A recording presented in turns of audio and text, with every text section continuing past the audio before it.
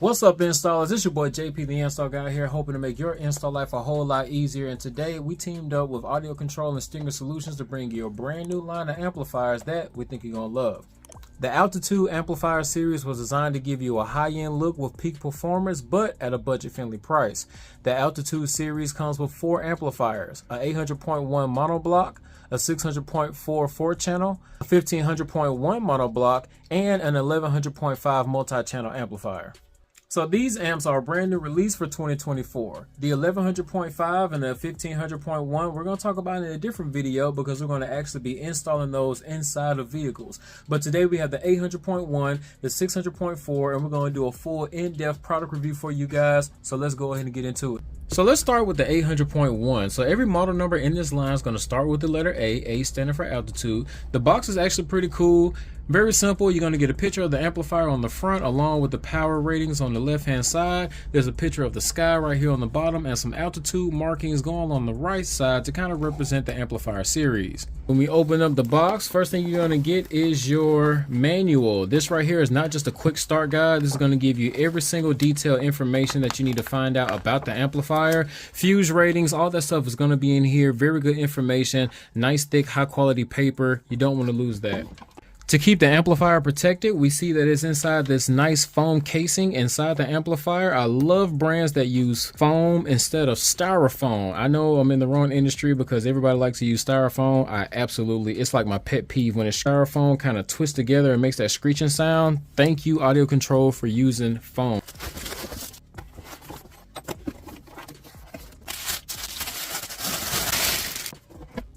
Let's see what's inside this box.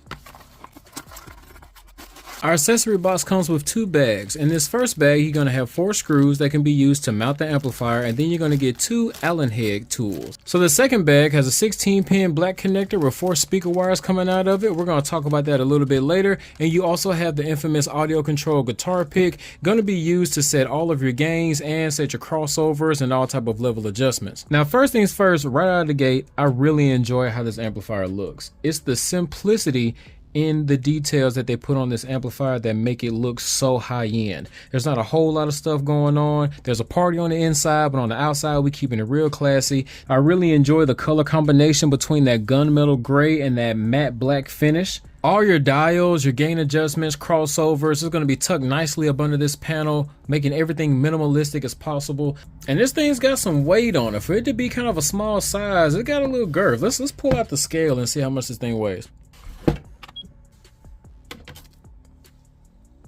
This is roughly 10.9 inches wide, 6.7 inches in depth, about 2 inches in height, and we're looking at right about 6 pounds. Nice heat sinks on the back and on the sides. I'm pretty sure this design right here is probably to increase the efficiency of heat dissipation. So right here on this top plate, you're going to have 2 flush mounted LEDs. The one on the left side is going to be the power light. The one on the right side is going to be the protect light. And I do enjoy Audiocontrol's sense of humor because the power light has a smiley face on it and the protect light has a little sad face on it. Now, did you notice when we was taking this panel off that the screw itself wasn't coming up, but the whole panel started to rise? That's because this is built inside the panel, and that's perfect for people just like me who has lost plenty of these little small set screws that you can't find and they go into the deep abyss. I'm trying to press on this back part and it's not going anywhere, so you're never going to lose those screws because they are built inside that key panel. Very, very nice feature. The 2 outside input terminals are for your power and ground, in which they can take up to a 4-gauge wire, and we suggest that you use a 100 amp inline fuse on that power wire. The 2 inside terminals can take up to an 8-gauge wire, and that's going to be for your remote input and for your valet switch. Now, you already know your ground is going to be for your negative, your 12 volts is going to be for your positive, and the remote turn on is what actually turns the amplifier on. But what is valet? This valet input allows you to install any 2-prong switch to this amplifier, and when valet mode is activated, it limits your maximum volume down to 25%.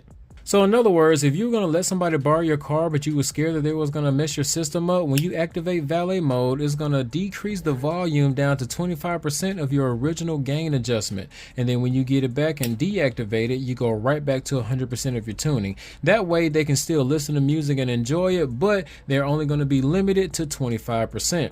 Not only that, let's just say you need to go get your car serviced. You can turn on valet mode to make sure that whoever's going to be driving your car around to the service center doesn't damage the equipment as well. So next we have the LC direct plug, and that's where the 16-pin harness is going to come into play, because not only can you use the RCA low level for input, but you can use the high level input. So if you have a factory radio where you don't want to take that out, or maybe you can't install an aftermarket radio, then you don't have to worry about getting a line output converter. Just make sure you plug this in right here where it says input level switch. Take it from low to high level, and then you'll be able to give it signal. Right next to the LC direct plug, we're going to have our RCA jacks. These first two are going to be your left and right for your inputs, and then the second two are going to be your left and right for your outputs. Now they do come with these little RCA cap covers on them. I like these because if you're not going to utilize the pre-outs and you're only going to utilize the first two, you can keep these covered and protected, making sure there's no type of dust or particles that's going to get inside of the RCA jacks. Or maybe you're only going to use the high level and you're not going to use any four of these, you can still keep those protected. So next we have our trigger mode, and that's going to represent the 3 different ways that we can turn this amplifier on. So the first way that we can turn this on is going to be by a remote turn on, which means this amp is going to rely on 12 volts on this terminal right here to switch this on.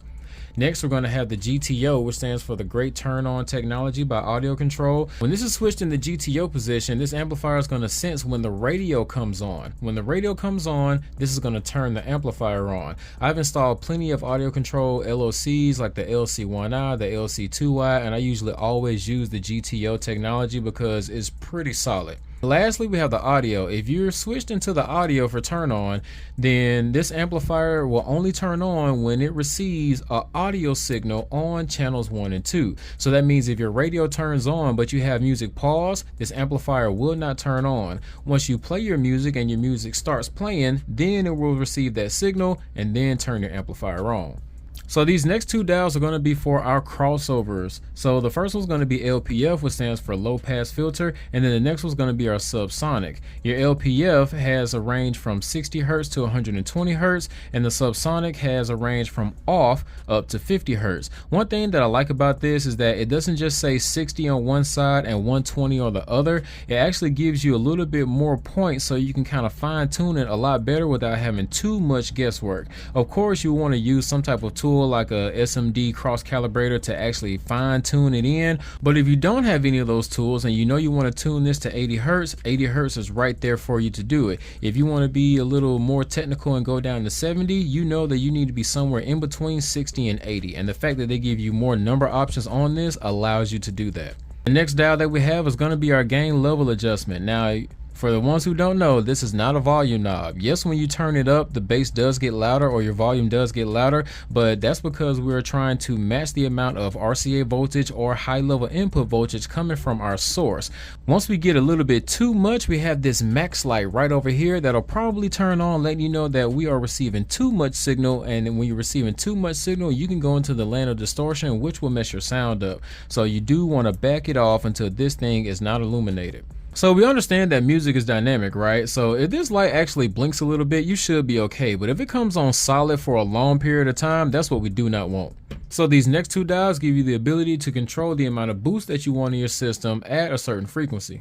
You can change the first pair of bass dial from 40 Hertz to 80 Hertz, and that second one is going to give you the ability to go between 0 dB and 10 dB. You kind of want to take it easy with the bass boost because there's going to be a fine line between having good clean bass and going into distortion. Now the Altitude amplifier series does not come with a bass knob, but if you want one, you can get the ACR1 and put it into this port right here to control the amount of bass coming from this amp. We're going to have our speaker output terminals. The first 2 are positives, the second 2 are negatives, and these things can take up to an 8-gauge wire. This amplifier is 1.33 ohms stable. It'll do 400 watts at 4 ohms, 600 watts at 2 ohms, and 800 watts at 1.33 ohms, and all these are RMS ratings. So you're probably thinking, why 1.33 ohms stable and not just 1 ohm stable? So Audiocontrol doesn't suggest that you wire these amplifiers lower than about 2 ohms. Now that's not to say that it can't perform under 2 ohms, but when you wire it at 2, the amplifier is going to perform a whole lot smoother. See, wiring your amplifier down to 1 ohm will give you a lot more power in terms of wattage, but you're also going to create more heat, so there's kind of a trade-off. So at 2 ohms, your amp is going to provide cleaner power, and you'll be able to control that power more efficiently up to 1% distortion than you will at 1 ohm. Now the 1.33 is a happy medium between the 1 ohm and the 2 ohm. You're not losing out on too much more efficiency, but you do get a lot more power. And now you have entered spike mode. So spike mode is just a term that we're using to represent the burst of power that you get when you're wired at 1.33. So you can wire this amp in spike mode a couple different ways. You can utilize Audiocontrol's Spike Series subs, but you need 3 single 4 ohm subs. When you get 3 single 4s and wire them in parallel, the ending resistance will be 1.33. But if you like dual voice code subs, get you 3 dual 2s. When you series each of those dual 2 ohm subs, that's going to add that resistance together, which brings them now to 3 4 ohm subs. In the terminals that you're not using, parallel all of those together, all the positives and all the negatives, and once you get those together at this amp, you will still read 1.33. If you have any trouble with wiring up subwoofers, or you're kind of lost with what I just said, I do have a couple videos that I will link in the description and throw some cards up there in the corner for you. That way we can keep this one going, and then you have another secondary source to where you can kind of refer to, so we can kind of keep everybody on track. Or you can look at your manual. Not only does it tell you how to wire up your subwoofers so you can enter spike mode, but there's some notes on the side that let you know how to properly tune it. That way you can get the best results. And lastly, Audiocontrol suggests that if you're going to wire it into spike mode, then you need to bump up that fuse from 100 amps to 120 amps, because with more power means you're going to get a lot more current draw. So now we're going to move on to the 600.4. So this amp is a little bit longer than the 800.1 because it is a 4-channel. We have 4 channels of RCA input with the same 2-channel pre-outputs, but now we actually have another speaker terminal output for channels 3 and 4 along with 1 and 2. So even though it's a little bit longer, it only weighs about 6 ounces more than what the 800.1 did.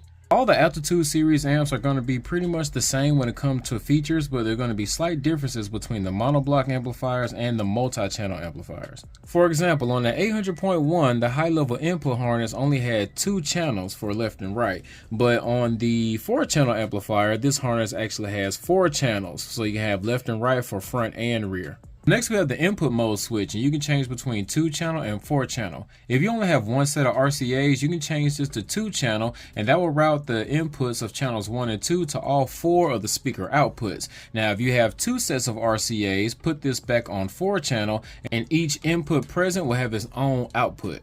So next we have filter mode, and that is going to have off, HP, and LF. Off means it's going to allow all the frequencies to come through on the dedicated channels. Now if you switch that to HP, that's going to be high pass filter. What that's going to do is going to cut out all the lows so all your smaller speakers don't get damaged by playing lower frequencies. Or you can put that over to LP, which stands for low pass filter, which means that it's going to cut out all the highs, which will save your subs and your larger speakers from playing all the higher frequencies. And since this is a 4-channel amp, you will have a filter mode for channels 1 and 2 and channels 3 and 4.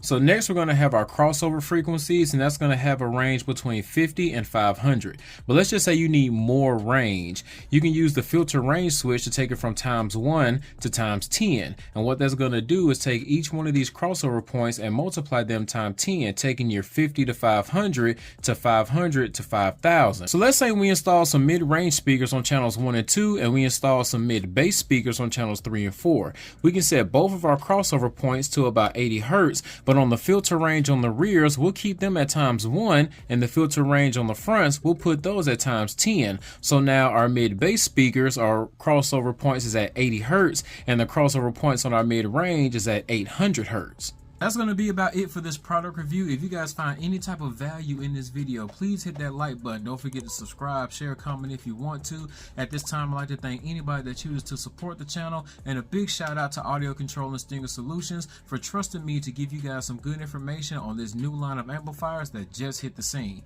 So till next time, this your boy JP signing out, telling y'all to keep going, keep growing, and have a blessed day. Peace.